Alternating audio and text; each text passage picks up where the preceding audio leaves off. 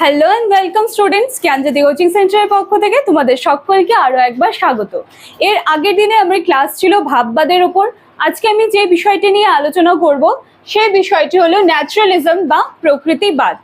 টপিকে যাওয়ার আগে আমি একটু তোমাদের সাথে একটা সলিউশন শেয়ার করে নিতে চাই। তোমরা যারা প্রত্যেক দিন কিন্তু ইউটিউব ভিডিওস এর মাধ্যমে আমাদের জ্ঞানজ্যোতি কোচিং সেন্টারের সাথে যুক্ত আছো, প্রত্যেক দিন কম বেশি হলেও কিন্তু আমাদের ভিডিওসগুলো তোমরা ফলো করছো, কিন্তু তোমাদের জানা নেই যে আমাদের কাছে যুক্ত হতে গেলে বা আমাদের এই জ্ঞানজ্যোতি সেন্টার আরো যারা স্যার ম্যামরা রয়েছেন তাদের কাছে পড়তে গেলে তোমাদেরকে কি করতে হবে। তাহলে আমি তাদেরকে একটা ছোট্ট সলিউশন দিয়ে তারপরে কিন্তু একেবারেই টপিকে চলে আসবো। দেখো, এখানে দুটো নাম্বার রয়েছে। এই নাম্বার দুটি হলো আমাদের জ্ঞানজ্যোতি কোচিং সেন্টারের হেল্পলাইন নাম্বার 6295196282 7076398606। এই দুটি নাম্বার হলো আমাদের জ্ঞানজ্যোতি কোচিং সেন্টারের হেল্পলাইন নাম্বার। এই দুটি নাম্বারের মধ্যে যে কোনো একটি নাম্বারে কল করে কিন্তু তোমরা অনায়াসে আমাদের সাথে যুক্ত হয়ে যেতে পারছো। কোর্স ডিউরেশন রয়েছে তোমাদের 6 মান্থসের, এবং কোর্স ফি রিলেটেড আরও যা কিছু কোয়ারিজ আছে তোমরা কিন্তু এই দুটি নাম্বারের মধ্যে যে কোনো একটি নাম্বারে কল করে তার সলিউশন পেয়ে যাচ্ছ। তাহলে চলো, সলিউশন দেওয়া ডান, এবার আজকের টপিকে আমরা চলে আসি। আজকের আমাদের আলোচনার বিষয় হলো ন্যাচারালিজম।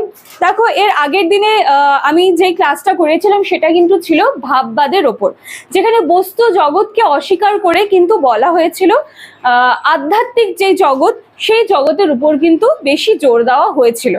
এবার চলে আসলাম আমরা প্রকৃতিবাদে বা ন্যাচারালিজমে। দেখো, প্রকৃতিবাদ কি বলতো? প্রকৃতিবাদ হচ্ছে একটা শিক্ষা ব্যবস্থা, এবং এই প্রকৃতিবাদের মুখ্যপাত্র যদি বলতে চাও তাহলে হলেন রুশো। সেই জন্য আমি এভাবে একটু লেখার চেষ্টা করেছি। এখানে আমি সেইভাবেই লেখার চেষ্টা করেছি যাতে অ্যাটলিস্ট আমি যখন পড়বো জিনিসটাকে, যখন আমি আলোচনা করছি, সেটা যেন আমার মানে আমি যেভাবে বলছি সেটার সাথে সাথে তোমরা দেখো। আশা করি অ্যাটলিস্ট দেখতে দেখতে কনসেপ্টটুকু ক্লিয়ার হয়ে যাবে আজকে। ঠিক আছে? তাহলে দেখো, আমি এভাবে লিখেছি প্রথমে ন্যাচারালিজম বা প্রকৃতিবাদ, যেই বিষয় আমরা পড়ছি সেটা লিখেছি। এবার এই প্রকৃতিবাদের মুখ্যপাত্র হলেন রুশো। ঠিক আছে? এইবার এই যে প্রকৃতিবাদ, এটা কিন্তু একটা শিক্ষা ব্যবস্থা। কিরকম শিক্ষা ব্যবস্থা সেইটা আমাদেরকে জানতে হবে। আমেরিকান দার্শনিক অ্যাডামস বলেছিলেন যে প্রকৃতিবাদ এমন এক ধরনের শিক্ষা ব্যবস্থা যেখানে গতানুগতিক যে ধরনের শিক্ষা ব্যবস্থাগুলো রয়েছে সেগুলোকে কিন্তু কোনো রকম গুরুত্ব না দিয়ে শিক্ষার্থীর যে জীবন ধারা রয়েছে বা জীবনযাত্রা রয়েছে সেটার উপর কিন্তু বিশেষ গুরুত্ব আরোপ করা হচ্ছে। তার মানে গতানুগতিক যে ধরনের শিক্ষানীতিগুলো রয়েছে সেগুলোর উপর কিন্তু ফোকাস করা হয় না। এখানে কি করা হচ্ছে? এখানে শিক্ষার্থী বা স্টুডেন্টস যারা রয়েছে তাদের যে জীবনযাত্রা আছে সেটার উপর কিন্তু বিশেষ লক্ষ্য দেওয়া হয়। ঠিক আছে?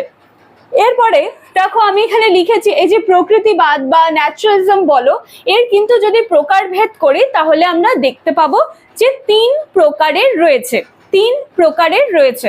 দেখো, প্রথম প্রকার লিখেছি জড় প্রকৃতিবাদ, দ্বিতীয় রয়েছে জৈবিক প্রকৃতিবাদ, এবং তৃতীয় রয়েছে যান্ত্রিক প্রকৃতিবাদ। নেক্সট দিনের ক্লাসে কিন্তু আমি এই প্রত্যেকটা নিয়ে আবার আলোচনা রাখবো। জড় প্রকৃতিবাদ কি সেটাও তোমাদের ক্লিয়ার করাবো, জৈবিক প্রকৃতিবাদ কি সেটাও ক্লিয়ার করাবো, এবং যান্ত্রিক প্রকৃতিবাদ কি সেটাও কিন্তু আমি ক্লিয়ার করাবো। এরপরে দেখো, এই যে প্রকৃতিবাদ যেটা আমি এখানে লিখেছি, go back to the nature, follow nature, এই জিনিসটা কি বলতো? এটা হলো প্রকৃতিবাদ বা ন্যাচারালিজমের কিন্তু একটা স্লোগান। ঠিক আছে? আর এখানে আমি কিছু নাম লিখেছি, কেন লিখেছি সেটাও আমি বলে দিচ্ছি। দেখো, এখানে আমি যাদের নাম লিখেছি তারা হলেন Bacon, Comenius, Herbert, Spencer, Froebel, Pestalozzi, McDougall, Lamarck, Darwin, Rabindranath Tagore, Aristotle. এনারা সকলেই কিন্তু এই যে প্রকৃতিবাদ যে জিনিসটা, যে শিক্ষা ব্যবস্থা বলতে পারো, সেটার কিন্তু সকলেই ইনারা সমর্থক ছিলেন। তাহলে আজকে আমি জাস্ট তোমাদের কনসেপ্টটা ক্লিয়ার করে দিলাম যে ন্যাচারালিজম বা প্রকৃতিবাদ বলতে যখন তোমরা এই শব্দটা শুনবে যে প্রকৃতিবাদ কি, যদি তোমাদের কনসেপ্টটা ক্লিয়ার না থাকে ভাববে বিশাল কঠিন একটা বিষয়, লিখতে আমরা পারবো না, ছেড়ে চলে আসবে।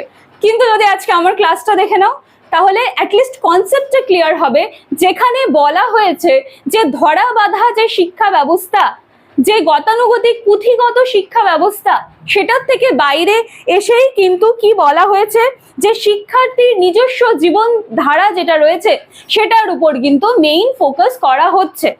ঠিক আছে, কনসেপ্টটা ক্লিয়ার রাখো, বাকি জিনিসগুলো কিন্তু দেখবে অটোমেটিক্যালি ইজি হয়ে যাচ্ছে। এর সাথে সাথে আমি বলে দিলাম যে রুশো যিনি ছিলেন তিনি হলেন প্রকৃতিবাদের মুখপাত্র।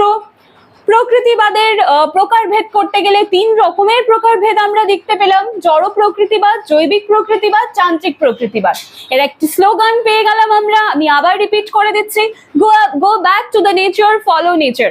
এবং কারা কারা এই প্রকৃতিবাদকে সমর্থন করেছিল সেগুলোও কিন্তু আমি লিখে দিলাম। তাহলে দেখো তো অ্যাটলিস্ট আজকে যদি আমার ক্লাসটা একটু ভালো করে দেখো, প্রকৃতিবাদ যদি তোমাদের আসে পরীক্ষায়, কমসে কম 3 থেকে 4টা শব্দ ভুল হবে, 3 থেকে 4টা লাইন অ্যাটলিস্ট কিন্তু তোমরা লিখতে পারবে। প্রথমেই তোমরা ক্লিয়ার করবে প্রকৃতিবাদ কি, তারপরে সেখানে কোন বিষয়টা মেইন ফোকাস করা হয়েছে, প্রকারভেদ কতগুলি, তার স্লোগান কি, মুখপাত্র কে ছিলেন এবং কারা কারা এই প্রকৃতিবাদকে সমর্থন করেছিলেন।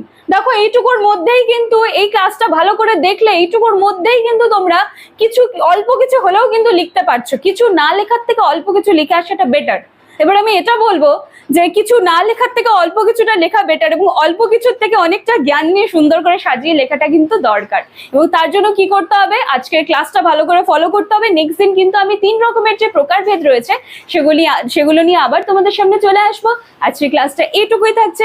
নেক্সট দিনের ক্লাসে কিন্তু আবার প্রকারভেদগুলো নিয়ে আমার আলোচনার বিষয় থাকবে। দেখা হচ্ছে নেক্সট দিনের ক্লাসে। Thank you.